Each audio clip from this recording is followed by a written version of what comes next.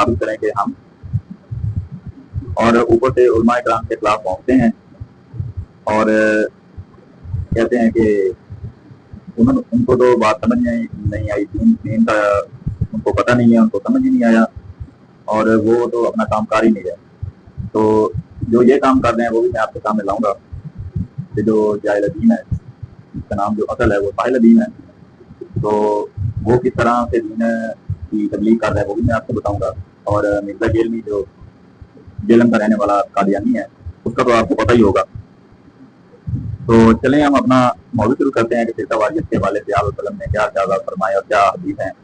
تو اس کا ہم شروع کریں، اپنے موضوع کا آغاز ہم کریں گے اقبال کے شعر سے کہ انہوں نے شکوہ میں کیا جو ہے شعر کے ذریعے پیغام دیا۔ اقبال فرماتے ہیں کہ منفعت ایک ہے اس قوم کی، نقصان بھی ایک سب کا نبی صلی اللہ علیہ وآلہ وسلم، ایک ہی سب کا نبی، دین بھی امام بھی ایک، حرم پاک بھی اللہ بھی قرآن بھی ایک، کچھ بڑی بات تھی ہوتے جو مسلمان کیے۔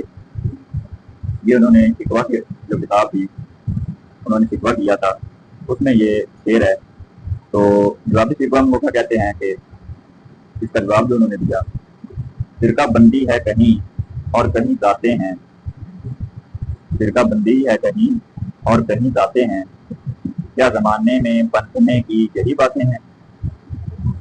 تو اقبال بہت گہرے مفسر تھے، وہ دین کی بات جو تھی وہ بہت گہرائی سے کرتے تھے۔ اپنے اشعار کے ذریعے انہوں نے جو بیداری مسلمانوں کے اندر پھیلائی جب مسلمان مایوس تھے۔ تو آئیے اب چلتے ہیں اپنے موضوع کی طرف کہ امت کے کتنے فرقے ہوں گے۔ یہ تو عام سب کو پتا ہے کہ امت میں 73 فرقے ہوں گے، اور آپ صلی اللہ علیہ وسلم نے فرمایا کہ ایک حدیث ہے،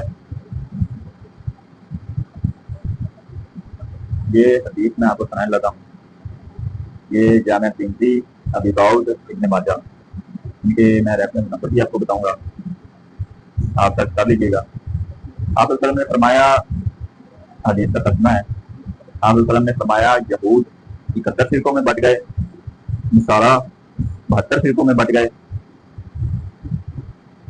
اور میری امت 73 فرقوں میں بٹ جائے گی، سب جہنم میں جائیں گے سوائے ایک کے۔